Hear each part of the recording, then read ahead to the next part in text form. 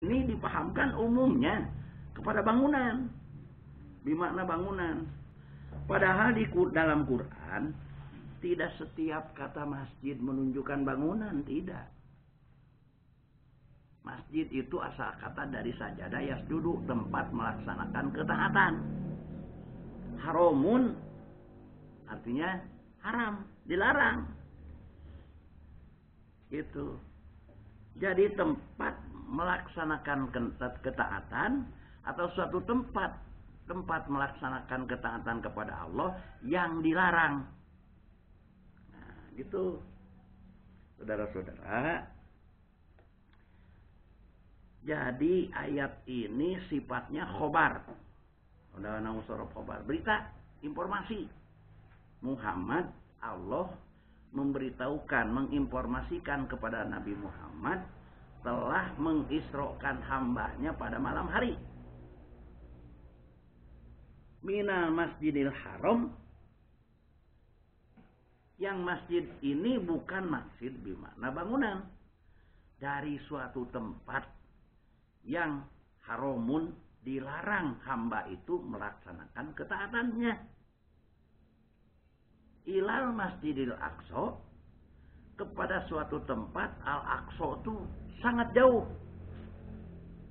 Al-Aqsa bimakna ba'idun, didduhu qaribun.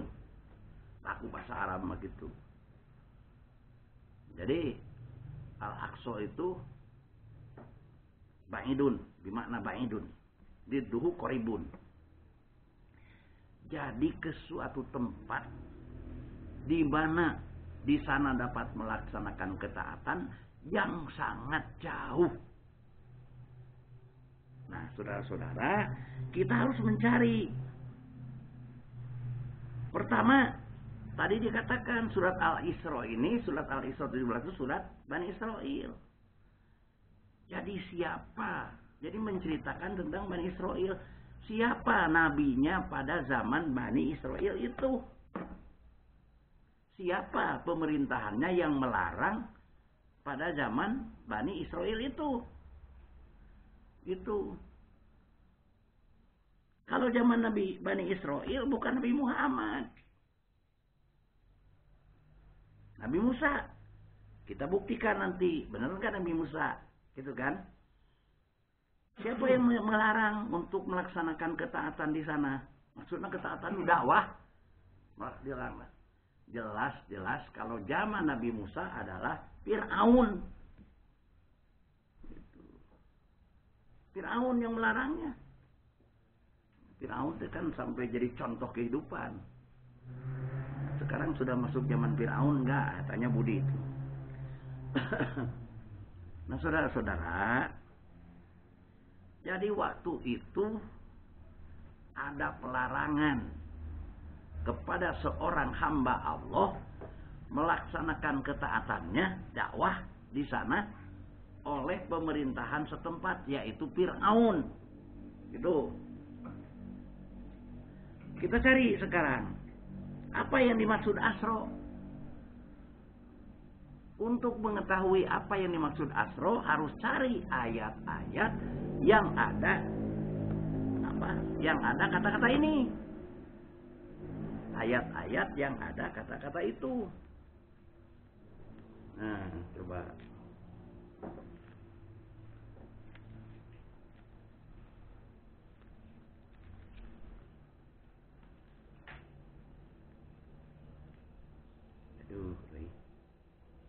Nah, silahkan dilihat pada ayat-ayat yang ada kata-kata asro'nya.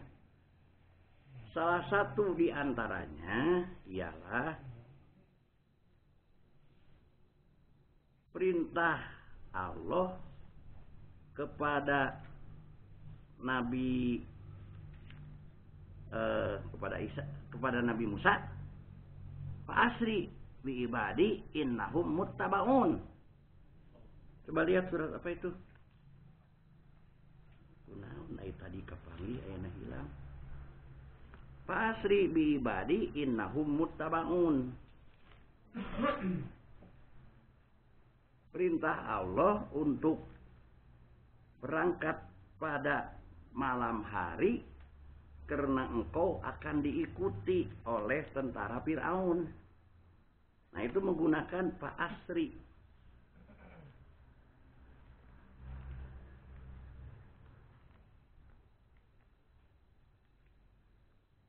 Fa asri bi ibadi lailan innakum muttabaun. Surat Ad-Dukhan ayat 23.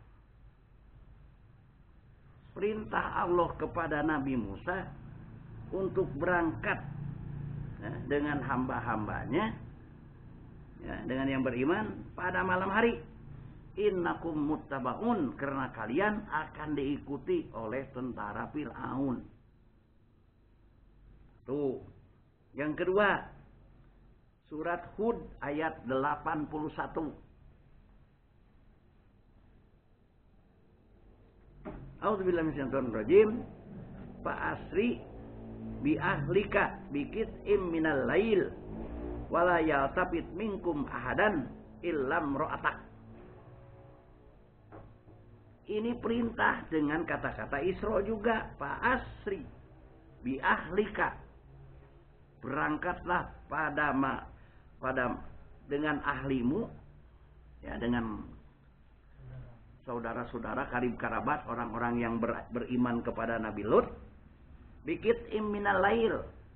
Biqit'im minal lail itu jadi tengah malam menjelang subuh, tapi belum subuh. Ya, kira-kira jam 3 mungkin. Ya, menjelang subuh, jadi belum waktu subuh. Berangkatlah pada malam hari menjelang subuh ini. Bi ahlika, ya, dengan ahlimu, ahli karib kerabat yang beriman kepada Nabi Lut. Biqit'im minal lail, pada tengah malam. Wala yaltafit minkum ahada, dan engkau jangan sampai, yaltafit minkum ahada itu ingat kepada saudara-saudara lain, mungkin karib kerabat yang lain yang akan ditinggalkan. Biarkan mereka, walaupun itu paman umpama, walaupun itu ponakan, tinggalkan, biarkan mereka, karena mereka tidak beriman kepada Nabi Lut. Wala yaltafit minkum ahada, jangan, kalau bahasa Sunda mah jangan samat kadiaya, ya.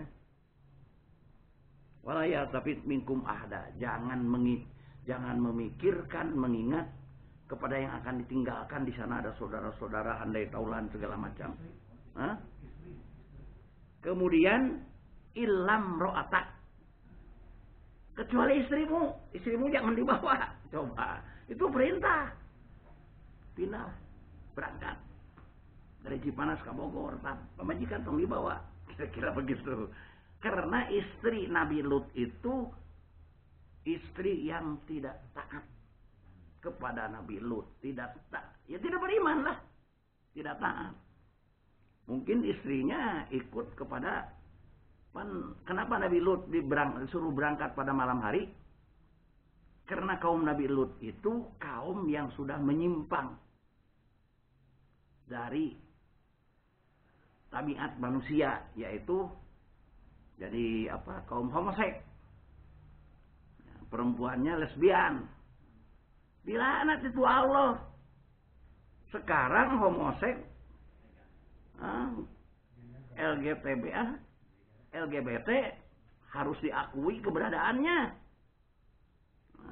Bahkan LGBT dianggap makhluk yang juga dimuliakan oleh Allah. Bagaimana ini? Manusia sekarang tidak baca Quran sih. Pembacaannya cuma dihafal wungkul. Jadi zaman Nabi Lut itu sampai dikatakan, karena kalian telah melakukan sesuatu kelakuan yang tidak pernah terjadi sebelumnya. Artinya homoseks itu dimulainya pada zaman Nabi Lut. Homoseks lesbian itu. Sampai oleh Allah Nabi Lut diperintahkan berangkat pada malam hari untuk dihancurkan tempat tinggalnya. Dihancurkan oleh Allah. Bahkan konon kabarnya ditenggelamkan, balikan tanahnya. Nah, ada yang berpendapat sekarang kira-kira Laut Mati itulah katanya tempat kaum Nabi Lut ditenggelamkan. Laut Mati itu. Ada yang berpendapat begitu. Kenapa para ahli geologi setelah meneliti di Laut Mati itu banyak bekas-bekas peninggalan bangunan zaman dahulu. Ada. Ya wallahu a'lam bishawab lah. Itu bukan domain kita ya. Untuk di mana yang tepatnya. Tapi domain kita adalah meyakini itu kejadian. Bahwa zaman itu pernah terjadi kaum Nabi Lut dihancurkan oleh Allah. Karena kalau sekarang mah ya itulah LGBT itu yang dihormat-hormat dan harus diakui. Ya. Nah, kembali Pak Asri menggunakan kata-kata asri. Kemudian juga dilihat pada surat 20 ayat 77. Surat Tohanya. Surat Toha. A'udzubillahi minasyaitonir walaqad auhayna ila Musa an asri bi ibadi fadrib lahum tariqan fil bahri yabasan la takhaf zarokan wala tahsya. Tolong dibaca surat 20 ayat 77. Terjemahnya lah. Hari hese maca eta nama ayat nama. 20 ayat 77.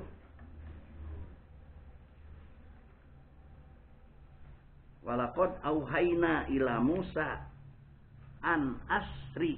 Nah,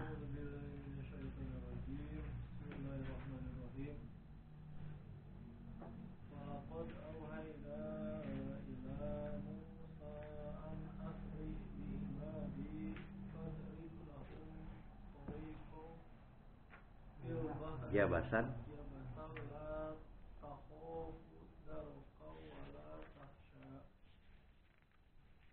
ya baca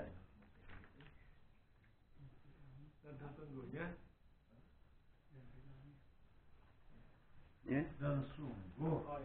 Dan sungguh telah kami wahyukan kepada Musa. Ayat tuh. Wahyukan kepada Musa. Pergilah bersama hamba-hambaku Bani Israel pada malam hari dan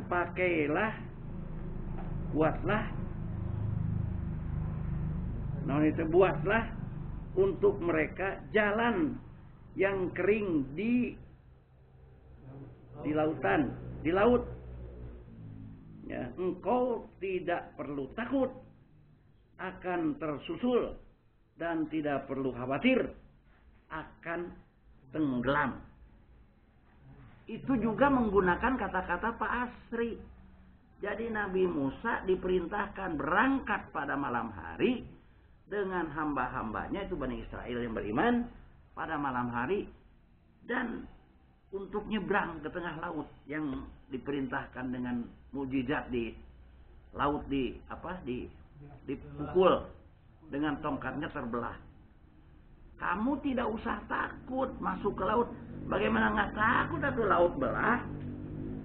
Kemudian suruh turun. Gimana nggak takut? Jangan takut, jangan khawatir kata Allah. Engkau tidak akan tersusul oleh tentara Fir'aun. Jadi Nabi Musa sempat diberi kekuatan batin supaya berani turun. Orang turun ke dalam lautan walaupun orang lautan terbelah. Kan ngeri atau gimana kalau udah turun begitu lagi tutup lagi turun. Nabi Musa beserta bala tentaranya, bukan tentara ya, para pengikutnya, umatnya. Bayangkan kendaraan yang dibawa waktu itu ya hanya kuda mungkin, atau unta mungkin, beserta perbekalan sederhana. Nah, satu lagi surat Asy-Syu'ara surat 26 ayat 52. Coba sok baca Asy-Syu'ara ya. Surat Asy-Syu'ara coba baca lagi. Surat 26 ayat 52. Surat 26 ayat 52. Coba baca lagi. Asy-Syu'ara